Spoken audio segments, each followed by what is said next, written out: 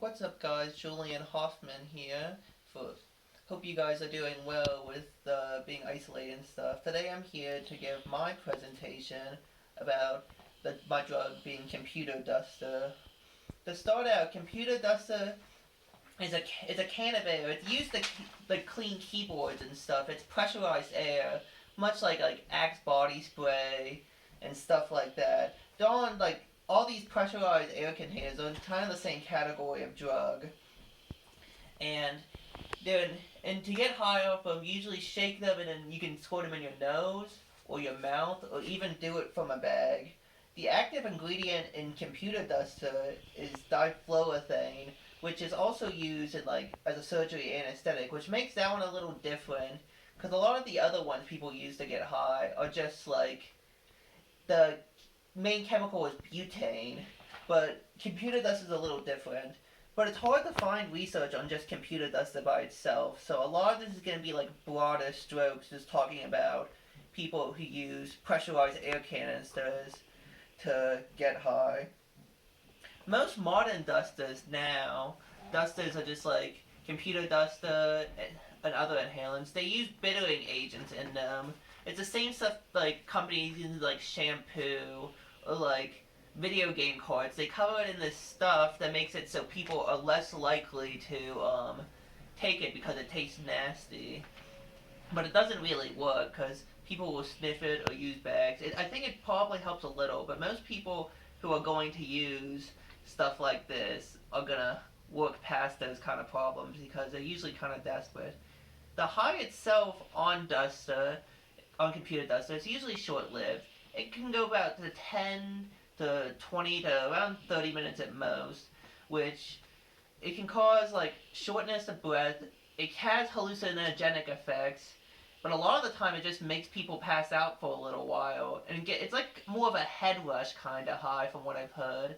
And people who do it, they'll do it like 4 or 5 times, like just like keep passing out, waking up, keep passing out, and do it over and over again.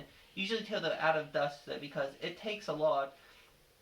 Like from like stories I've read about people will go into Walmart in the morning, buy like 10, 12 cans of duster, and then go in like every day, and the staff doesn't really like do anything about it.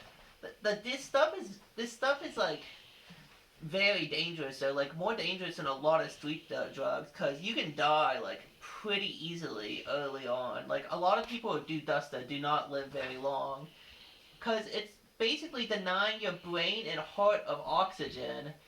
And a lot of people who die, it's called sudden sniffing death, where you do it and then it messes with your heart's electrical system and starts beating irregularly, and it's just like you have a heart attack. And if that's happening, there's really not that much you can do about it besides if someone's there with CPR. But a lot of the time, they're dead by the time any medical help gets there. But it's like hard to tell how many people die of doing these kind of inhalants like this, because it really isn't like it isn't kept track of very good. When a lot of people die of sudden sniffing death, they don't classify as an overdose; they just classify as a heart attack.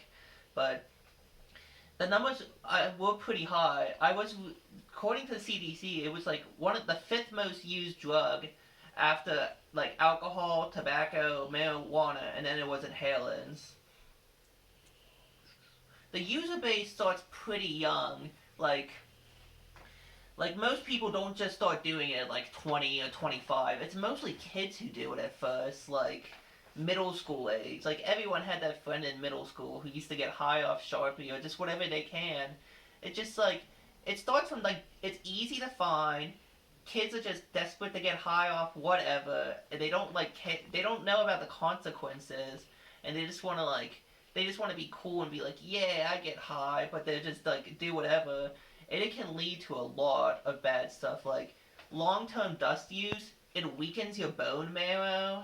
It causes permanent brain damage. It messes up your teeth. It can be like burns in your face. This probably sounds like a dare campaign, but if you're like gonna do any drug, just don't do computer dust. It's so bad. And there's definitely like most drugs, there's a socioeconomic factor with it. Like the poorer you are, the more juvenile trouble you're in. Kids at risk. There's just lots of risk factors. But looking into it, the gender rates were pretty equal. I was surprised. Like, I thought it would be mostly guys who did it, but there was a lot of like, according to the statistics, it was pretty equal with guys and women. But Caucasians were more likely to do it by, I think, like 10 or 15% or so. But this drug kind of peaked in like early to mid 2000s, like when silly bands were popular and stuff. Like that was peak time for it, and it has went down since, which is probably a good thing. And this drug's also a risk factor for people in like inpatient treatment facilities, like rehab or like a Chestnut Ridge, because like they're desperate to do whatever, and then there's just a can of that there, and they're like, whatever, I'm struggling, so I need something to help me. There's a lot of popular news cases. There was a surprising amount of people who do it while driving, and it's been like a lot of accidents due to people doing these kind of inhalants while driving, which is just wild to me because it can make people pass out. But like looking at news stories, it's people doing it in their car more often than not. There was a famous case in California where a dude in a convertible was doing it while driving around. That was like a few months ago. And overall, I'd say like the most important things is like it's not too early to talk to your kids about this because kids do it so early. Like it might seem dumb, like your kid's in middle school, he's so innocent, but you need to talk to him about like the risk factors involved with this, even and just tell him like early, like you might see your friends doing this, but it's really bad for you. Just like do anything else. And another thing is if you work at a grocery store or like a Walmart or something, you should know the laws about it because they're different in each state. And like people, and like the laws aren't very strictly enforced. It just goes by a store to store basis. But if you see like someone buying like 10 cans of it, you should probably talk to a manager or like do what's like morally right. I know that can be like a super scary situation. And then if you know someone who is addicted, I'd say you can call the poison control if you see someone doing it, but it is very important to know CPR. It's just very hard. Alright, this is Julian, and let me know if you have any questions in the comments. Thank you. You can pause.